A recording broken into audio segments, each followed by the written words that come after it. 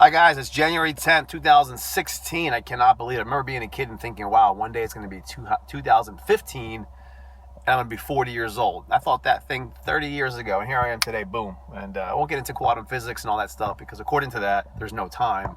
It's man-made, so it kind of means that when I was 10 and now I'm in the same day, and it's really confusing. My brain can't handle that. So let's get into what we can handle in 2016. And guys, you're going to have to make a choice. You're going to have to make a choice of do you want to be a consumer, a producer, or the banker? Okay, now obviously you're thinking, wow, well, how do I become a producer or a banker? Well, those things organically grow by getting around the right people and learning how they've done it. But for example, I was always a consumer.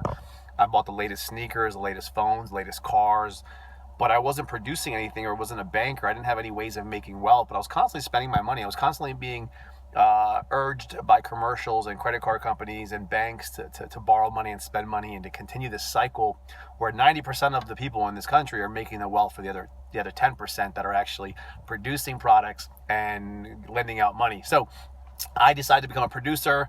I started a network marketing business. I create opportunity for others to be able to make money. I started real estate. I produced. I have plenty of rental properties. So I actually am a producer where I actually create jobs for people to actually do repairs on all these rental properties, and I create wealth coming in from consumers who need my product, which is my rental properties, whether I'm buying and holding or whether I'm flipping. So I went from the consumer side, and obviously I still consume things, but we're talking about a category of three things that are going to either produce wealth for you or keep you broke. So consumers will usually always live paycheck to paycheck, will usually always be broke, will usually not have the lives they want to live, and that's unfortunate. Producers, obviously, you can be a producer and not do well also, but I'd rather take the chance of being a producer and do something where I'm creating value, I'm creating opportunity, I'm creating flow in the system of money.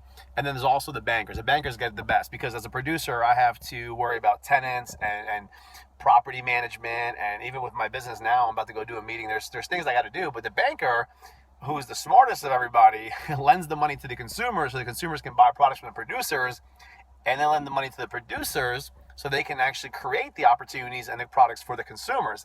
And all they really do is basically, take collateral from people and produce money out of thin air. It's crazy. And then when they actually are able to be given money to them as a form of a savings account, they can actually produce that money 10 times over and make invisible money. So that's the first thing. You have to understand the game of money. Are you a consumer, a producer, or you want to be a banker? So I'm a producer. I'm steadily growing into the banking field, meaning that I'm at the point now where eventually I'll have enough capital where I can start being a bank. I can start lending out to obviously to qualified investors who actually have collateral, but I can become that bank too. And I can say, hey, you know what?